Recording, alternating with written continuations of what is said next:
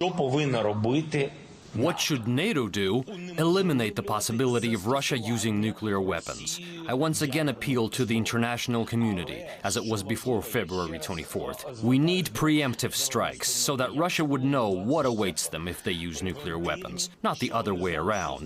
To wait for Russia's nuclear strikes and then say, oh no, okay then, take this. Well, the remarks that we heard from the Ukrainian leader simply don't match the portrait of reality that those who observe the situation are aware of. For example, we have Washington saying they're not aware that Russia would even be capable of using a nuclear weapon. And we have other words from Washington saying that they are not sure that such a plan or possibility would even be in the works. And at this point, we have Russian officials coming forward and saying these very serious words that we've heard from the Ukrainian president have very serious ramifications. He's calling for a new world war. This is the reaction from Russian officials. This statement by President Zelensky must be taken into consideration by every country in the world, and especially Washington, London and the EU states. Such statements are nothing else but a call to initiate a new world war with unpredictable, disastrous consequences. And they mustn't go unnoticed by the West. Now, the Russian Foreign Ministry spokeswoman pointed out that Zelensky is essentially fueling a nuclear war, that he's become a monster who can destroy the planet.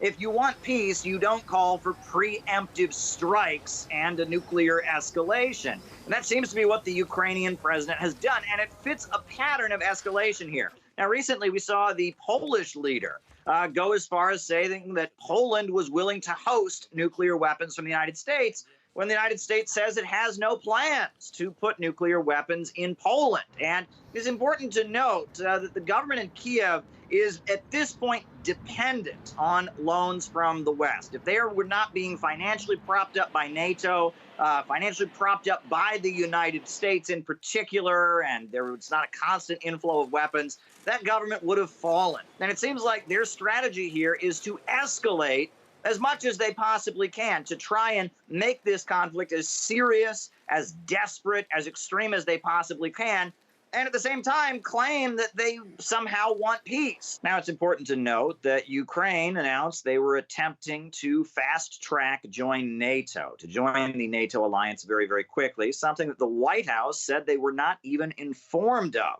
Sounds like a desperate move from Kiev, and the White House was not cooperating with them on it. Now, the foreign ministry spokesperson for Russia, Maria Zakharova, she pointed out that essentially you have Western media playing up this idea that Russia is a nuclear threat, when in reality it is the Kiev government that continues to attack the nuclear power plant, putting the danger of a nuclear disaster before the world. And that now, with these calls for a preemptive strike by the Ukrainian leader, looks pretty clear that the nuclear blackmailing is coming from the other side, from the Ukrainians. The Western media is a tool in the hands of the Western intelligence agencies. They're trying to implant a nuclear rhetoric into the public discourse, accusing Russia of conducting nuclear blackmail.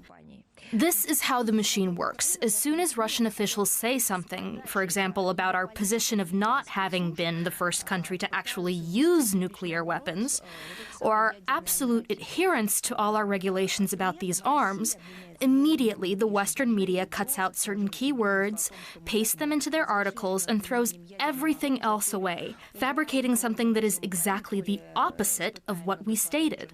This escalation from the Ukrainian leader should be taken seriously by everyone.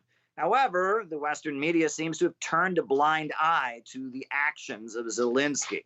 Now, at this point, we'll be waiting to see what the global reaction is from these provocative remarks from the Ukrainian president that are pretty tantamount to calling for World War III.